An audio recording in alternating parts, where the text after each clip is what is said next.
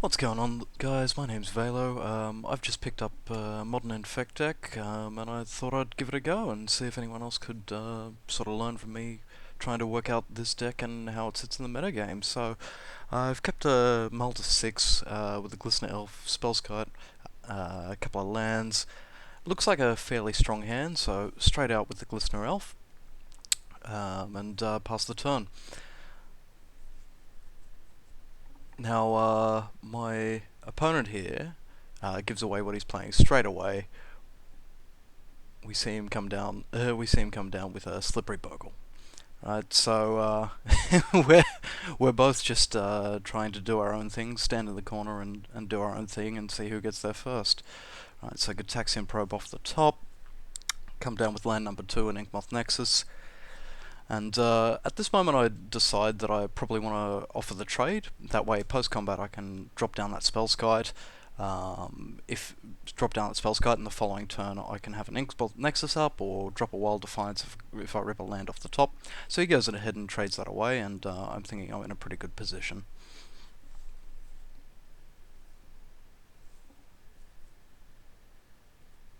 Now I have played Infect before. I think it was 2012 when Modern first sort of started becoming a thing. I was playing a Bug Infect variant, but the format's changed an awful lot, and I haven't been playing too much Magic of late, so it's a sort of a learning experience for all. Now he's dropped down the Glade Cover Scout, so he does have a second creature. And then a third creature as well. There you go. Now I've got the Gitaxian Probe, so I've got a couple of chances to hit a land here. I've just ripped another Gitaxian Probe, so land number 3 is looking fairly likely, and that way we can get the Wild Defiance down. Not being too aggressive this turn, but all he's really got is a Spider Umbra and a Dryad Arbor. And of course the Spellskite's sitting there. So I didn't get the land, ripped through Gitaxian Probe number 2, and there's my Misty Rainforest.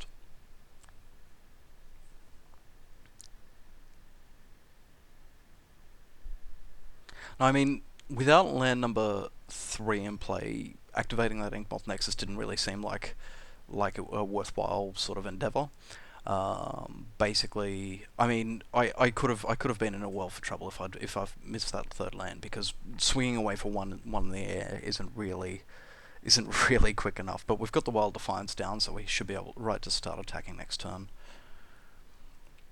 He comes at me with his team. Spellskite can just go stand in front of one of them. There you go, mate. Takes it like a champ. Spellskite's no stranger to punishment. So Ripper become immense off the top. I just gotta do some quick math.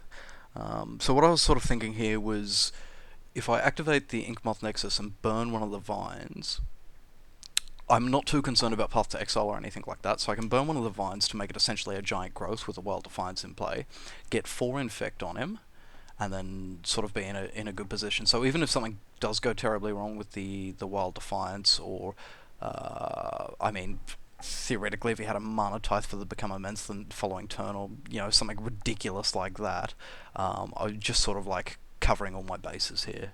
I mean, it's pretty unlikely. It looks pretty good from this point, but we don't really need that second Vines of the Vastwood here. We don't need it for the damage. To hold it and kick it for the damage, and because we've got the Spellskite there, we don't really need it to play defensively. At least that was my thinking. So it's back over to him, drops a land for the turn, and comes at me with his team. So we're still racing, but he's racing with 1-1 guys, so I'm feeling pretty good at this point. Spellskite jumps in front of the Glade Cover Scout there, take a couple of damage, and back to me.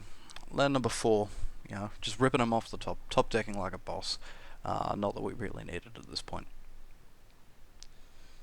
We've got I mean, it's a little bit of insurance, I guess. If he had, say, double Path to Exile or something, it'd let us cast Become Immense and hold Vines of the Vastwood up. But I mean, at this point, it's more or less locked up. So just delving away our bin. no recursion in this deck. Be sure to check out, I'll be posting a deck tech and sort of where I think this sits in the meta game and sort of how I think it's positioned. So I'll be posting that up. Be sure to check that out as well if you're interested. Now, when it came to sideboarding, I decided I probably wanted Nature's Claim because it destroys enchantments. So, I mean, gives them 4 life. Not really too concerned about giving them too much life. And then I sort of ummed and ahed a little bit here. I decided I wanted the Spell Pierces just in case, just in case I can hit a Daybreak Coronet or something or a Rancor or something on turn 2. Just to sort of like have a little bit of disruption there, or perhaps even a little bit of more protection for my own guys. Then for what to take out, although the Wild Defiances did perform, the Wild Defiance did perform well that game. Like it sort of came out on curve and didn't disadvantage me any. It's not really sort of the matchup here. Wild Defiance totally blanks Lightning Bolt or any of the common red-based burn spells. So that's really what it's in the main deck for. So I think I probably didn't want the Wild Defiances. Now I was going to be on the draw, so I figured cutting one Glistener Elf probably wouldn't be too bad, seeing as we don't need to get getting the guy down on turn 1 just seems a little bit stronger. Glistener Elf into an empty field seems a bit better than a turn 2 Glistener Elf. On the draw, you sort of, I'm hoping anyway to get some of the more powerful creatures in play and line things up like that. Now with the the fourth cut, I had a little bit of trouble working out what I was going to drop, and I think I just ended up settling on a Gitaxian Probe. I might have taken out a Groundswell. So I cut one Groundswell. I left all 4 of the Gitaxian Probes in. But yeah, that's more or less it for the first round and sideboarding. And I'll catch you guys back on the next round.